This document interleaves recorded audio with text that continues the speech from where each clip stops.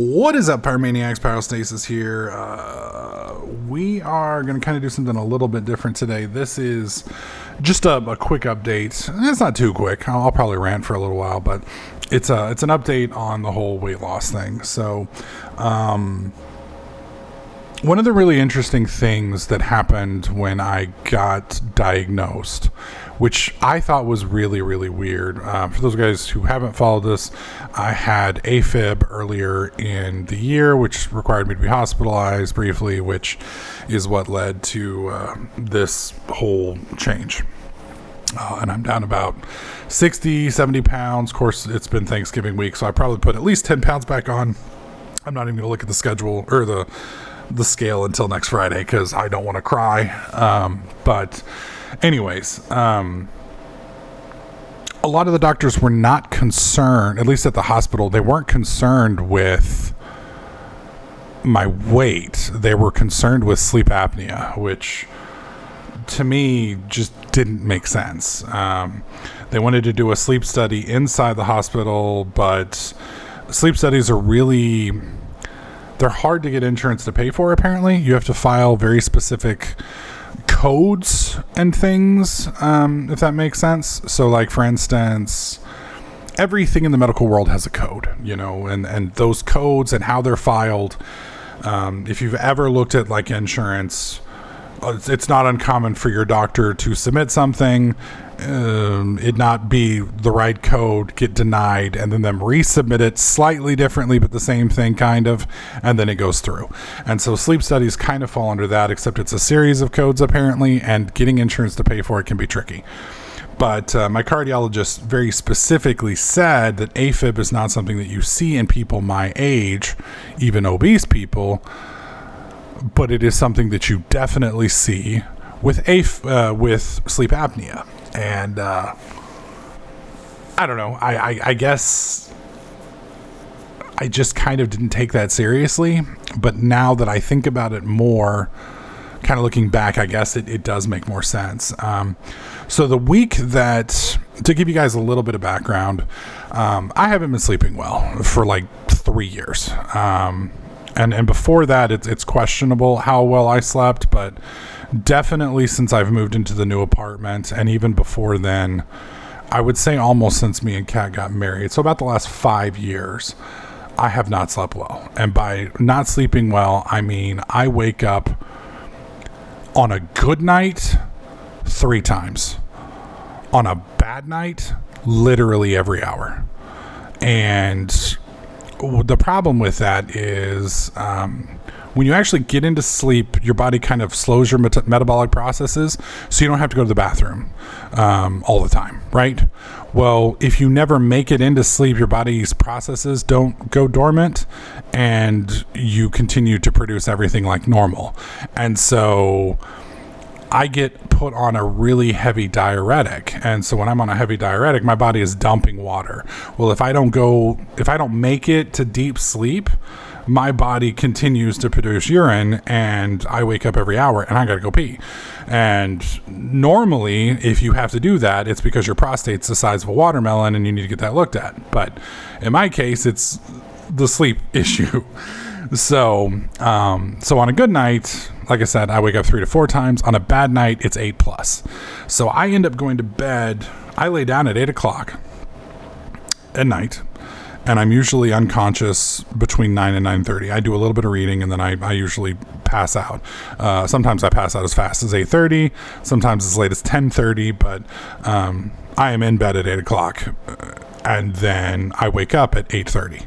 And so that is 12 hours in bed every day. Now, that when I wake up, I do not wake up refreshed. I wake up very tired, very, it's like, oh my God. On weekends, that gets extended to 9:30 to 10, so 10:30. So what's going on? Well, I made my insurance at 100%, so I was like, fuck it, let's get that study done as long as we can get insurance to pay for it. And, I got the referral, I got that. You have to go to your primary care physician who gives you a referral. You then go to the doctor get assigned a sleep study. So in this case, they assigned me a home sleep study. So they send me a home product after it was approved by insurance. So that takes a month, because you go see your PCP, which usually takes a week or two. The PCP, primary care physician, gives you a referral. You get that scheduled, which is usually another week or two. You go see the sleep physician, who then gets your insurance information, sees you, has a conversation, asks why, goes over your history, blah, blah, blah. And then they get it approved with insurance, which takes another week or two. Then they send you a home sleep study, which takes another week or two. And then you get that, you do the sleep study, and then you mail it back. And then that takes a week or two, and they look over the sleep study. And then if it's bad, you have to come in for a sleep study, which takes another week or two. And then you do your sleep study, and then they have to review the information, which takes another week or two, and then get that approved by insurance. And then once that's done, then you get your machine. So I don't know if you're keeping math on all of that, but I started this in August. We're in almost December, and I should have my machine. Well, I should be able to order my machine hopefully next week. Please God. So anyways, let me rephrase. When you have the sleep study and they're recording your events, you are supposed to have, let me rephrase. Anything over 30 apnea events is severe. I'm at 80. So, the amount of, we're talking exhaustion, we're talking mental health decline, we're talking inability to concentrate, ADHD, low testosterone, contributes to obesity. Your heart never gets to rest, ever. So the fact that, it hasn't exploded out of my chest and killed me yet, just like the doctor was like, dude, when you finally gets, and when somebody says that to you, you're like, dude, it's just sleep. But then you're like, yeah, I can kind of get it. But when you've gotten this used to bad sleep, you don't really think it's that bad. And then you realize, wait a minute, when I had that sleep study, I didn't wake up once. That's 8 hours of complete uninterrupted sleep. And I was tired, but I felt like, have you ever woken up off of sleep schedule? And if you're young, you won't understand this because you're young and you can take shots to the groin repeatedly and you're fine. But the older you get, when your cycle gets messed up, it hurts bad. So for instance, if you're used to going to bed at midnight and waking up at 8 a.m. and then one day you have to go to bed at, let's say, 4 o'clock in the afternoon and wake up at midnight. If you do that shift, you're going to be fucked. Like, even if you get good sleep, it's going to mess you up. Well, I went to bed at 8 o'clock and they woke me up at 4:30. So that's about 5 hours earlier than I normally wake up. And I felt better. I could tell that I'd had more sleep than I usually do.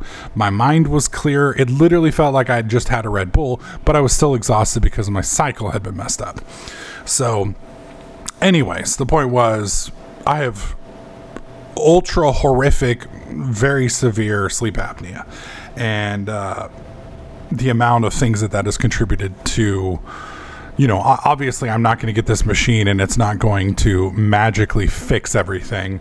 I'm not going to drop 200 pounds instantaneously. I'm not going to be able to do cartwheels. I'm not going to turn into a brain neurosurgeon overnight. But it is going to change a lot of things. My energy level is going to go up. My cognitive focus is going to go up.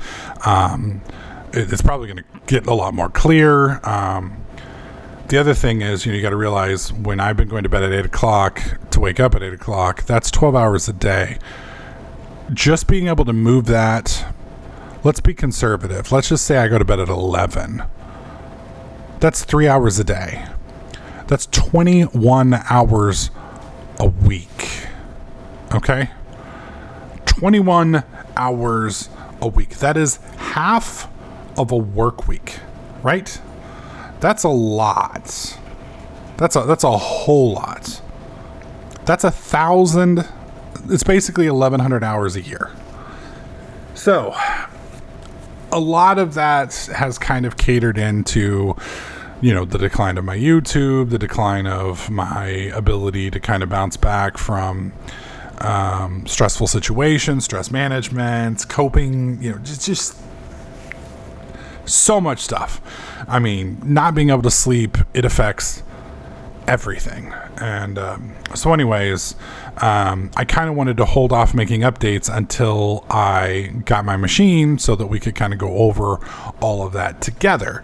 But it's just taken so fucking long because of the American healthcare system, the holidays, and just how long it takes to get everything approved and all of that shit. So anyways, I'm still on the path. I will say that I have not made as much progress in the past month because I have been focusing so much on the sleep study stuff and trying to jump through all their hoops. And I've kind of set January 1st as my new start date, so to speak. I mean, the good news is I'm not gaining weight, but I'm not progressively losing weight anymore. I'm still losing. I'm just not, it's not as fast as I would be. And a lot of that has to do with, again, some of the sleep issues because, when you're exhausted all the time, when you have so little time after work, my joints, when I walk a lot, my knees and stuff like that hurt. And then when I get hurt, because I'm not sleeping, I don't get rest, which means I don't heal, which takes forever for some of this stuff to come back. So, it's been tough. So I'm looking forward to getting the CPAP machine. And then once I get the CPAP machine, it's going to take a little while for me to catch that up because, you're number one, I'm not 20 years old anymore. So it'll probably take, I expect 2 to 3 weeks. The first week is mainly just going to be me getting used to having something attached to my face that makes noise, that blows, trying to keep the dog from eating it. I'm going to fucking kill that little adorable, cute thing if it tries to eat my machine. Because those things aren't cheap. And then there's that. On top of that, with COVID, there's a shortage on CPAP machines, and then one of the major CPAP machines just did a worldwide recall, and so there's a run on CPAP machines. So I'm just hoping I can get one before the end of the year because I'm at 100% insurance, and I would just like to be able to not suffer. That's all. Come on, can we throw me a bone? So anyways, that's kind of where we are now. Sorry for the podcast format today, but I'm tired. I didn't want to take a shower this morning to get all cleaned up. So my hair, I look like Sideshow Bob if he humped a light socket all night long. My hair is ridiculous. And I look like a homeless man. So I didn't want to scare any of you guys off. But yeah, we're probably looking at 2 to 3 weeks before the machine comes in and everything kind of normalizes. So once I get the machine and once I've used it for a couple days, you guys will get an update, and then we'll start aggressively jumping on this. And my goal, we're gonna drop some aggressive weight. So as big as I am, at least the first 100 pounds, we're probably going to be losing 15 to 20 pounds a month until we get down to about 300. And then that's going to slow down to probably 10 pounds a month, 5 pounds a month. And then once we get down to about 250, it's going to drop down to about 1 to 2 pounds a week. So, but the good news is once I hit 300, I'll get most of my mobility back. So anyways, 2022, which is next year, I'm having to check because I'm kind of lost track of what year it is. That's going to be the big year for me. At least that's what I'm telling myself. We'll see how long we stick to it. But thankfully, you guys will be here to keep me accountable. Zatharian, I appreciate you hounding me on Discord as much as I'm like, damn it. It's nice to be held accountable. I haven't forgot about you guys. Getting this extra 21 hours a week back soon is going to be great for productivity because I'll have time for you guys on YouTube again, and I'll have time for me personally, and I'll have time for work. So if you have any questions, feel free to leave them in the comment section. Every comment left helps engagement, which tells YouTube that my stuff's worth sharing. Feel free to hit that like button. Hey, if you don't like it, hit that dislike button. That's fine. Tell me you don't like it. But that being said, it'll probably be a week or two before you guys get an update, and hopefully it will be about the machine. So thanks so much for watching, guys. You have a great week. Enjoy yourselves, and I'll catch you guys in the next clip.